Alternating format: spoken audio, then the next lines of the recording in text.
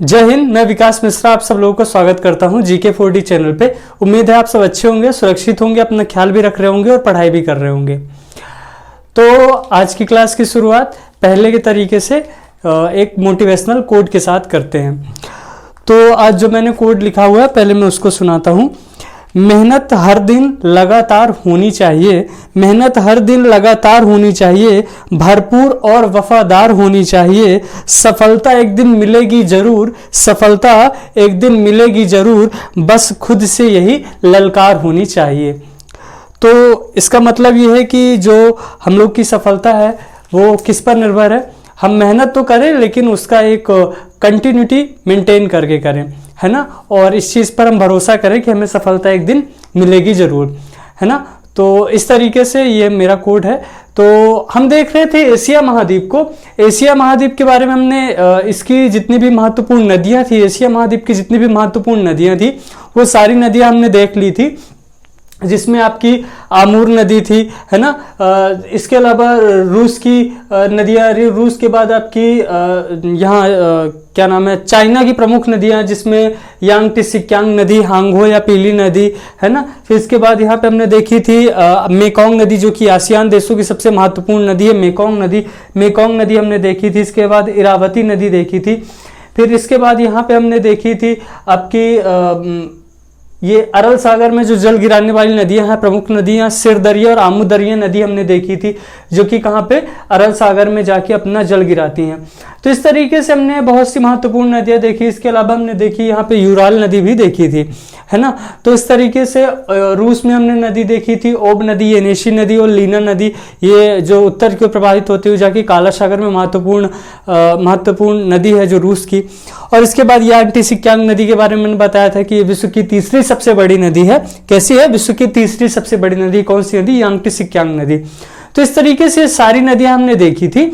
अब आज के लेक्चर में हम देखेंगे नदियों को कंप्लीट करने के बाद एशिया महाद्वीप के सभी महत्वपूर्ण पर्वत कौन कौन से हैं। तो एशिया महाद्वीप में बेसिकली जो सबसे इंपॉर्टेंट पर्वत है मैं उनके आपको क्या लिखाऊंगा, थ्योरी भी नोट कराऊंगा और उनकी लोकेशन भी बताऊंगा। लेकिन कुछ पर्वत ऐसे हैं जिनकी लोकेशन तो नहीं, लेकिन उनके नाम हमें पता होना जरूरी है, क्योंकि उनके नाम से लेकर के क्या आते हैं, नाम से लेकर के क्वेश्चंस आ सकते हैं। अवस्थिति से लेकर उनसे संबंधित क्वेश्चन आने की संभावना कम रहती है, क्योंकि अवस्थिति एक ही क्षेत्र होता है। तो एक ही क्षेत्र में जैसे आपका अगर मैं बोलूँ राजस्थान है, तो राजस्थान में एक ही महत्वपूर्ण पर्वत है जिसका नाम है अरावली, है ना। इस तरीके से सभी देशों का सभी राज्यों का अपने महत्वपूर्ण पर्वत होते हैं। तो इस तरीके से सभी देश के अपने एक महत्वपूर्ण पर्वत हो सकते हैं, है ना। हालांकि जिस तरीके से मध्य प्रदेश को कहा जाए तो मध्य प्रदेश कैसा है, वनों का आपका मध्य प्रदेश जो राज्य है वो वनों का राज्य है, ठीक है। उसमें वनों की सर्वाधिक वो पाई जाती है, श्रृंखला पाई जाती है, ठीक है। तो हम देखेंगे एशिया महाद्वीप के सभी महत्वपूर्ण पर्वत। उसमें से जो सबसे महत्वपूर्ण पर्वत है वो हमारे कहाँ हैं? एक तो हमारे भारत और भारत के आसपास के देशों से संबंधित जो पर्वत हैं वो सबसे ज्यादा महत्वपूर्ण है, क्योंकि उनकी सीमा और उनका विस्तार कहीं ना कहीं क्या है, भारत के साथ साथ दूसरे देशों में भी है। जैसे आप हिमालय देखेंगे तो हिमालय का जो विस्तार है, हिमालय का जो विस्तार है वो भारत है, भारत के बाद नेपाल है, कहीं कहीं चाइना में भी है, उसी का विस्तार माना जाता है, लेकिन पढ़ते नहीं है उसको साथ में। उसी तरीके से अफगानिस्तान में है हिंदुकुश पर्वत, पाकिस्तान में है सुलेमान पर्वत, और इसी तरीके से जब म्यांमार और आपके ये पूर्वी अगर बात करेंगे पूर्वी देशों में, तो यहाँ पे अराकान युमा पर्वत श्रेणी का भी विस्तार है। इस तरीके से बहुत सारे पर्वतों की यहाँ पे श्रृंखला है ना। जो महत्वपूर्ण पर्वत हैं एशिया महाद्वीप के, सबसे पहले हम उनको देखते हैं, ठीक है। तो उनको देखते हैं, समझते हैं और उनकी थ्योरी नोट करते हैं। फिर उसके बाद देखेंगे अन्य जो छोटे मोटे पर्वत और उनसे संबंधित जो तथ्य हैं उनको नोट करेंगे, ठीक है। तो सबसे पहले शुरू करते हैं। आपका आता है टर्की देश है। कौन सा देश है? टर्की देश है। टर्की देश में सबसे महत्वपूर्ण पर्वत हैं, दो पर्वत है। कौन कौन से? टर्की देश में आपके पढ़ते हैं, सबसे पहला पर्वत है पोंटिक पर्वत और दूसरा है टॉरस पर्वत, ठीक है। पॉन्टिक पर्वत है, ये आप देख रहे होंगे। ये मैंने कौन सा क्षेत्र बनाया हुआ अगर आपको समझना है तो ये टर्की है, टर्की के बाद सीरिया है, सीरिया के बाद इराक है, इराक के बाद ईरान है। ये वाले हिस्से मैंने आपको जब बताया था तो मैंने बताया था कौन सा, पश्चिमी एशिया। तो पश्चिमी एशिया के जो देश हैं उन देशों में आता है। यहाँ पास अगर आप देखेंगे तो टर्की है, टर्की के बाद ये सीरिया है, सीरिया के बाद इराक है और इराक के बाद ईरान है। तो ये इसके महत्वपूर्ण देश हैं, है ना। तो इन महत्वपूर्ण देशों में अगर हम देखेंगे तो इन महत्वपूर्ण देशों में हमने देखा था कि कौन कौन से प्रमुख पर्वत हैं। अगर वो देखेंगे हम तो सबसे पहले बात करते हैं टर्की देश के पर्वत की, क्योंकि सबसे पहले महत्वपूर्ण पर्वतों को हम देखते हैं, ठीक है। तो टर्की में जो पर्वत है उनका दो नाम है। टर्की में दो पर्वत हैं, एक है पॉन्टिक पर्वत और दूसरा टॉरस पर्वत। ट्रिक याद रखने के लिए याद रख सकते हैं कि दोनों ही पर्वत में टा शब्द का यूज होता है मध्य में, है ना। जैसे पॉन्टिक पर्वत, तो पॉन्टिक पर्वत में टा आ रहा है, तो पॉन्टिक पर्वत कहां हुआ, पॉन्टिक पर्वत टॉरस में हुआ, पॉन्टिक पर्वत सॉरी टर्की में हुआ। इसी तरीके से टॉरस पर्वत कहां है, तो टॉरस पर्वत भी कहां होगा, टॉरस पर्वत भी टर्की में होगा, ठीक है। इस तरीके से महत्वपूर्ण पर्वत है। पॉन्टिक पर्वत की महत्वपूर्ण चोटी कौन सी है, तो पॉन्टिक पर्वत की महत्वपूर्ण चोटी है माउंट कक्कर। क्या नाम है, माउंट कक्कर कहा जाता है उसको, ठीक है। इसी तरीके से टॉरस पर्वत की भी एक पर्वत चोटी है, उसको मैं जब लिखाऊंगा तो नोट करा दूंगा। इसके बाद आते हैं और दो महत्वपूर्ण पर्वत ईरान में है। कहां है, ईरान में, जो इराक के बगल में आता है। अफगानिस्तान और पाकिस्तान के क्षेत्र में अगर आप देखेंगे, अफगानिस्तान पाकिस्तान के बगल में आता है ये ईरान। तो ईरान वाले क्षेत्र का जो मैंने मैप बना हुआ ये है, ठीक है। तो ईरान में दो पर्वत हैं,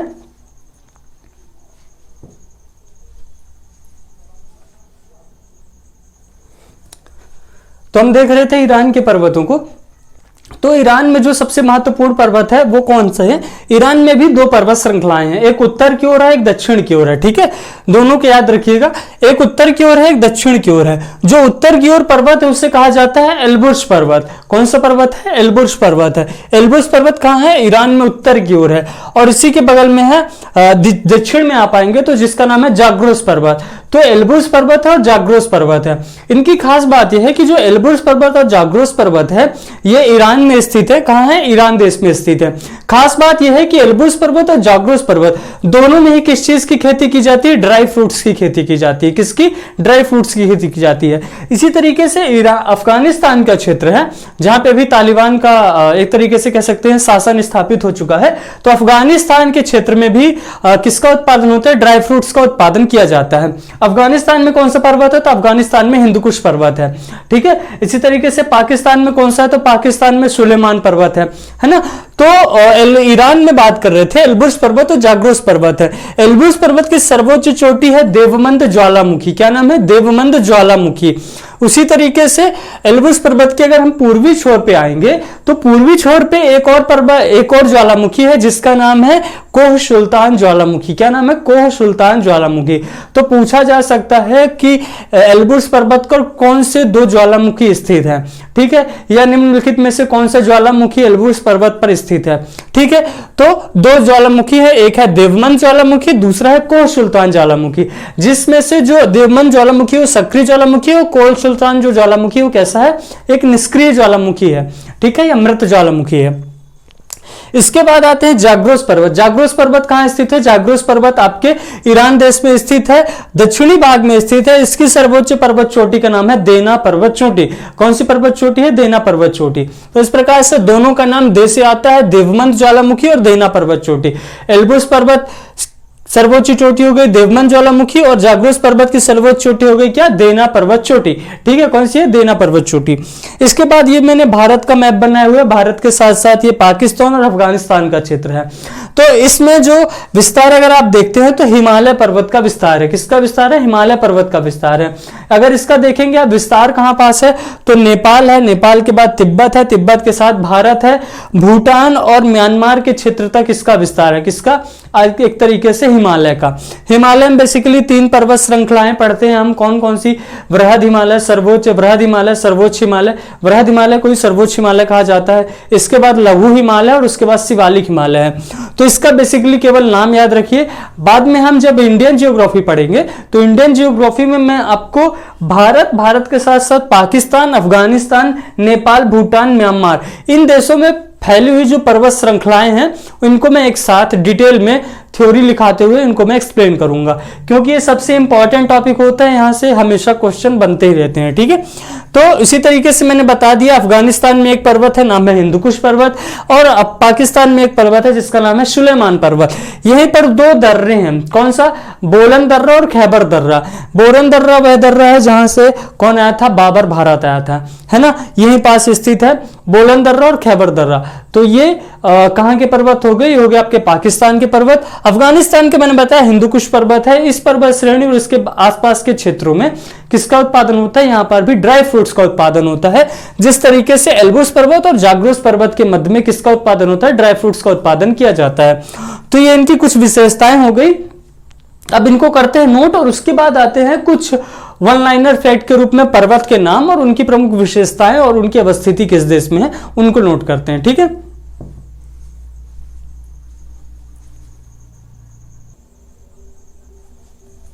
तो हो गई पॉन्टिक पर्वत और टॉरस पर्वत की थ्योरी।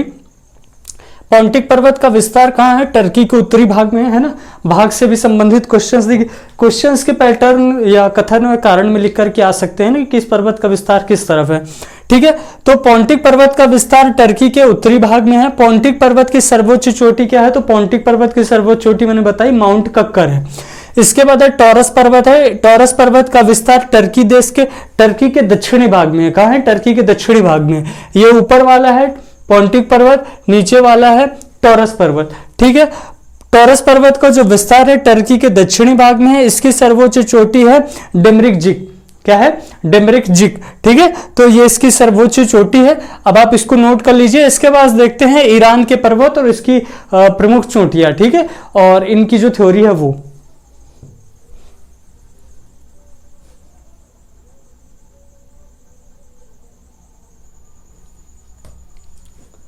तो है एल्ब्रूस पर्वत और जाग्रोस पर्वत की थ्योरी। मैंने बताया एल्ब्रूस पर्वत और जाग्रोस पर्वत का जो विस्तार है कहाँ है, ईरान देश के अंतर्गत है। ठीक है, आप इसका जो मैप है उसको एज इट इज बना लीजिएगा, क्योंकि ये स्पेसिफिक मैप है जिसमें एल्ब्रूस पर्वत और जाग्रोस पर्वत और पॉन्टिक पर्वत और टॉरस पर्वत को मैंने दर्शाया हुआ है। ठीक है, तो एल्ब्रूस पर्वत, इस पर्वत का विस्तार ईरान देश के उत्तरी भाग में है। कहाँ है, उत्तरी भाग में है। इसकी सर्वोच्च चोटी क्या है, तो इसकी सर्वोच्च चोटी है देवमंद ज्वालामुखी। साथ ही इस पर्वत के पूर्वी भाग पे कौन सा ज्वालामुखी स्थित है, कोह सुल्तान ज्वालामुखी। कई बार क्या होता है कि देश दे देता है और देश के साथ साथ क्या करता है, देश के साथ साथ ज्वालामुखी दे देगा और उनका सुमेलित करने के लिए दे देगा कि निम्नलिखित में से कौन सा मरुस्थल किस देश में स्थित है। तो ये ये देवमंद ज्वालामुखी और कोह सुल्तान ज्वालामुखी इस दृष्टि से महत्वपूर्ण हो जाते हैं, क्योंकि ज्वालामुखी से भी संबंधित और उनकी अवस्थिति से भी संबंधित क्वेश्चंस आते हैं। ठीक है, इसके बाद आता है जाग्रोस पर्वत। जाग्रोस पर्वत किस देश में है, ये भी ईरान देश में है। ईरान देश के दक्षिणी भाग में स्थित है। इसकी सर्वोच्च चोटी क्या है, इसकी सर्वोच्च चोटी है देना पर्वत चोटी। ठीक है, तो ये मैंने दर्शाई हुई है देना पर्वत चोटी, जाग्रोस पर्वत, एल्ब्रूस पर्वत। एल्ब्रूस पर्वत की सर्वोच्च चोटी देवमंद ज्वालामुखी, और यहीं पे मैंने दिखाया हुआ कोह सुल्तान ज्वालामुखी। ठीक है, इस तरीके से ये हो गए एल्ब्रूस पर्वत और जाग्रोस पर्वत। खास बात क्या है, खास बात यह है कि एल्ब्रूस पर्वत और जाग्रोस पर्वत दोनों के अंतर्गत किसका, ड्राई फ्रूट्स, या इन्हीं को कहते हैं हिंदी में सूखे फल या सूखे मेवे का क्या किया जाता है, उत्पादन किया जाता है। जिसमें कौन कौन से हैं, अखरोट, बादाम, काजू, किशमिश, ये तरीके के जितने भी होते हैं फ्रूट्स होते हैं उन्हें ड्राई फ्रूट्स कहा जाता है। तो इनकी खेती एल्ब्रूस में भी होती है, जाग्रोस पर्वत में भी होती है। इसके अलावा मैंने बताया था आपके अफगानिस्तान में भी किसकी होती है, ड्राई फ्रूट्स की खेती होती है, जहां से भारत बड़ी मात्रा में आयात भी करता है किनका, ड्राई फ्रूट्स का। ठीक है, तो आप इसका मैप बना लीजिए और इसकी थ्योरी नोट कर लीजिए। अब इसके बाद देखते हैं पर्वत और उनकी विशेषताएं। कुछ अन्य पर्वत है और उनकी विशेषताएं हैं, उनको नोट करते हैं। ठीक है,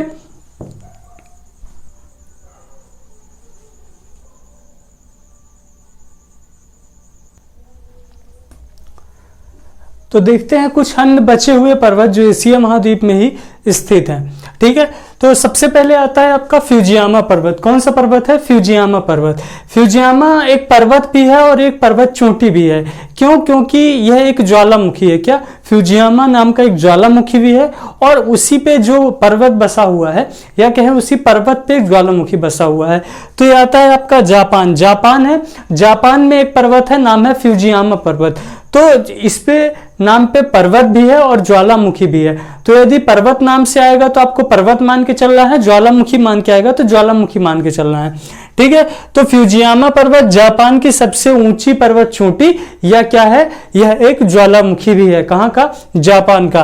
फिर इसके बाद आते हैं स्टॉलिन। स्टॉलिन पर्वत ये कहां है, रूस का पर्वत है।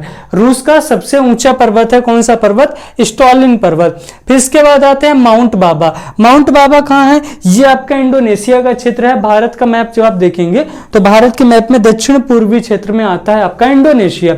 इंडोनेशिया के जो मैप है उसमें आप देखेंगे तो इंडोनेशिया के दो प्रमुख पर्वत हैं, आपका माउंट बाबा है और एक और पर्वत श्रृंखला है। ठीक है, तो इंडोनेशिया का जो प्रमुख पर्वत है या इसी को ज्वालामुखी भी कहा जाए तो कौन सा है, माउंट बाबा। तो ये भी आपका क्या है, यह भी एक पर्वत है और ज्वालामुखी भी है। कौन, माउंट बाबा। कहां स्थित है, इंडोनेशिया देश में स्थित है। फिर इसके बाद आता है बाई का पर्वत। बाई का पर्वत है और एक बाई का पठार भी है। वो कहां है, बाई का जो पठार पड़ता है वो आपका पड़ता है ऑस्ट्रेलिया महाद्वीप में। कहां पड़ता है, ऑस्ट्रेलिया महाद्वीप में पड़ता है, अंगोला देश के अंतर्गत। लेकिन अफ्रीका महाद्वीप में, अंगोला देश के अंतर्गत। ठीक है, फिर बाई का पठार है, बाई का पर्वत है, ये कहां है, तो बाई का पर्वत है थाईलैंड में। कहां है, बाई का पर्वत है थाईलैंड में। फिर इसके बाद आते हैं सरामती शिखर। क्या है, सरामती शिखर कहां स्थित है, यह म्यांमार का सबसे ऊंचा पर्वत है। ये अपना क्षेत्र है म्यांमार वाला, तो म्यांमार का सबसे ऊंचा पर्वत शिखर कौन सा है, सबसे ऊंचा पर्वत कौन सा है, तो सरामती शिखर। याद रखिएगा क्योंकि भारत से इसकी सीमा लगती है। फिर इसके बाद आता है हिमालय। हिमालय तो पता है इसका विस्तार भारत, नेपाल, भूटान, म्यांमार देशों में इसका विस्तार है हिमालय। हिमालय यह विश्व का सबसे ऊंचा पर्वत और विश्व की 8, 9, 10 पर्वत चोटियां कहां स्थित हैं, आपकी हिमालय में ही स्थित हैं। ठीक है, तो ये हिमालय कैसा है, विश्व का सबसे ऊंचा पर्वत है। ठीक है, इसके बाद आते हैं कुर्दिस्तान। कुर्दिस्तान पर्वत ये इराक का सबसे ऊंचा पर्वत है। जिस तरीके से मैंने अभी इराक आपको ईरान बताया था, ईरान के देश के एल्ब्रूस पर्वत और जाग्रोस पर्वत बताए थे, उसी तरीके से इराक देश के अंतर्गत स्थित है कौन सा पर्वत है, नाम है आपका कुर्दिस्तान पर्वत। तो कुर्दिस्तान पर्वत इराक का सबसे ऊंचा पर्वत या ऊंची पर्वत चोटी है। कौन से देश के अंतर्गत, इराक देश के अंतर्गत कुर्दिस्तान। ठीक है, इसके बाद आते हैं गैलिली पर्वत। गैलिली पर्वत है और गैलिली पर्वत के पास ही इजराइल के नीचे जाएंगे तो इजराइल के पश्चिमी क्षेत्र में जाएंगे तो पड़ता है गैलिली सागर। गैलिली सागर विश्व का सबसे निम्नतम स्थान है। कैसा है, विश्व का सबसे निम्नतम स्थान है। और वहां का ही बात करें, इजराइल का सबसे ऊंचा पर्वत भी कौन सा है, तो उसी के नाम पे है गैलिली पर्वत। तो गैलिली पर्वत भी है जो इजराइल का सबसे ऊंचा पर्वत है और गैलिली सागर इजराइल को साथ ही साथ पूरे विश्व का सबसे निम्नतम स्थान है। ठीक है, कौन सा, गैलिली। इसके बाद मैंने बताया था किर्थर और सुलेमान। तो किर्थर और सुलेमान के बारे में बताया था। किर्थर और सुलेमान पर्वत जो है वो आपके पाकिस्तान में है। ठीक है, पाकिस्तान में किर्थर और सुलेमान पर्वत जो लगभग भारत से ही इसका सीमा लगती है, किसकी, किर्थर और सुलेमान की। ठीक है, तो किर्थर और सुलेमान पर्वत कहाँ है, किर्थर और सुलेमान पाकिस्तान में है। यहीं पे दो दर्रा है, खैबर दर्रा और बोलन दर्रा, आपके कहाँ स्थित है, किर्थर और सुलेमान पर्वत पर ही स्थित है। जब मैं भारत पढ़ाऊंगा तो उसमें पाकिस्तान, अफगानिस्तान, नेपाल, भूटान, म्यांमार और बांग्लादेश से संबंधित जितने पर्वत, नदियां और उन जो भी महत्वपूर्ण चीजें हैं मैं उनको उसमें कवर कराऊंगा। ठीक है, तो किर्थर और सुलेमान पर्वत पाकिस्तान में स्थित है। अभी नाम याद रखिएगा क्योंकि नाम से ही क्वेश्चंस आते हैं सबसे ज्यादा। इसके बाद आता है हिंदुकुश पर्वत। हिंदुकुश पर्वत कहाँ है, तो हिंदुकुश पर्वत आपका अफगानिस्तान में है। अफगानिस्तान और पाकिस्तान की सीमा पर स्थित है। ये वाला अगर आप क्षेत्र देखेंगे तो पाकिस्तान और अफगानिस्तान की सीमा पर स्थित ये वाली जो सीमा है इस पे स्थित है आपका कौन सा पर्वत, हिंदुकुश पर्वत। ठीक है, जो इसका विस्तार आप देखेंगे तो इस तरीके से इसका विस्तार है, यहां से पूरा इस तरीके से इसका विस्तार है। ठीक है, किसका, हिंदुकुश पर्वत का। हिंदुकुश पर्वत की सर्वोच्च चोटी क्या है, तो तिरिचमार। क्या है, तिरिचमार इसकी सर्वोच्च चोटी है। किसकी, हिंदुकुश पर्वत की सर्वोच्च चोटी है तिरिचमार पर्वत चोटी। तो ये इस तरीके से एशिया महाद्वीप के लगभग जितने भी महत्वपूर्ण पर्वत थे और उनकी अपनी जो विशेषताएं थी और उनकी जो थ्योरी थी वो मैंने एक बार समझाई और उसको नोट करा दिया। ठीक है, तो इस तरीके से हमारा एशिया महाद्वीप की विस्तार एवं अवस्थिति, उसकी प्रमुख विशेषताएं, एशिया महाद्वीप की प्रमुख नदियां और साथ ही साथ एशिया महाद्वीप के प्रमुख पर्वत, ये सारे टॉपिक हमारे हो जाते हैं कंप्लीट। अब इसके बाद हम देखेंगे एशिया महाद्वीप की प्रमुख झीलें क्या क्या हैं और प्रमुख मरुस्थल हैं, क्योंकि एशिया महाद्वीप में कई सारे मरुस्थलों का विस्तार है। ठीक है, तो उन सारे मरुस्थलों को नेक्स्ट के टॉपिक में हम देखेंगे। तो ठीक है, आज के इस लेक्चर को यहीं पे कंप्लीट करते हैं। लेक्चर कैसा लगा कमेंट बॉक्स में कमेंट करके बताइएगा जरूर, और किसी भी तरीके की क्वेश्चन क्वेरी हो तो आप कमेंट बॉक्स में कमेंट करके पूछ सकते हैं। ठीक है, और मिलते हैं नेक्स्ट लेक्चर में, तब तक के लिए जय हिंद।